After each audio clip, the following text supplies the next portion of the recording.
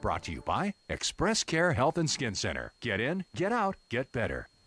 All right, a very serious topic is leprosy. Yes, my friends, as the good doctor Jitka Lom from ExpressCare has now shared with us, it does still exist. And doctor, we have some questions from Facebook. We posed this on Facebook earlier this week. People were just absolutely blown away that it's still around. But you said 3 to 4 cases a year. I would think that would be significant. That's just in my clinic, but public health is the one who would take care of more of them. And Okay. yeah, they'll see a few. Okay, well, let's get to the Facebook questions right now, the aforementioned. Number one comes from Joseph from Dededo, right up the street from ours. You kind of touched on this, Dr. Lom.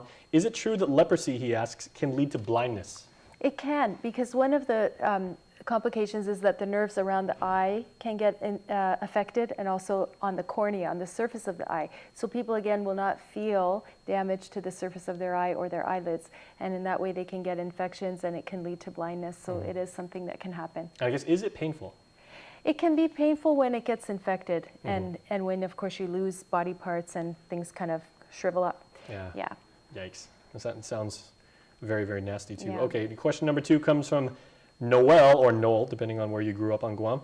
He's from Tamuning, and he writes, what does it mean if I'm losing feeling in my hands? Might that be a sign of leprosy? Probably not. You're probably okay. If you're losing feeling in your hands, you may have a nerve problem, like in your cervical spine, or maybe even carpal tunnel syndrome that we talked about a few weeks ago.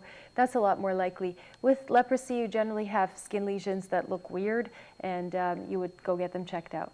Oh, okay, so, but might as well see one of you fine folks. Well, if you're losing feeling, oftentimes that is a nerve problem, and then that should be corrected because, of course, you need your hands. Will a nerve like that, will it just completely deaden right away, or does it progressively It usually tingling, will go, which yeah, leads tingling, to lack of numbness, feeling? weakness, Okay. and dropping things and so on. All right, question number 3. This is from Vera from Jotnya, and she asks, will leprosy go away after antibiotics, or do I have to worry about it coming back, recurrence? Recurrence. Recurrence is really low because people, again, it's a slow-growing germ, so you take the medicine for a whole year, and at the end of that, you're pretty much cured. So that's a great success.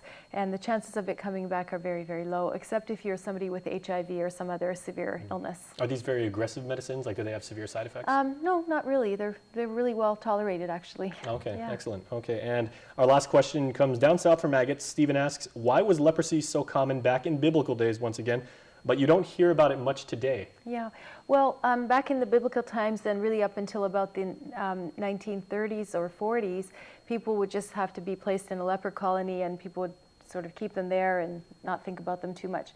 And then the medication for leprosy was invented in around the 1950s, and then really good treatment came out in about the 1980s.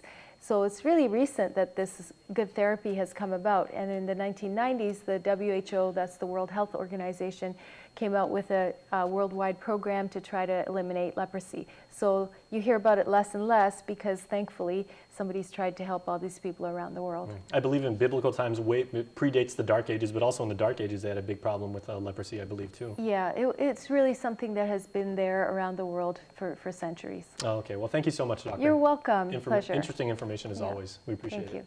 Okay, and stay tuned, everybody, because we will continue with Healthy Living Tuesday right after this. But Dr. Lom will be back next week, and we are going to talk about malaria. That's a topic that comes up every so often here on Guam.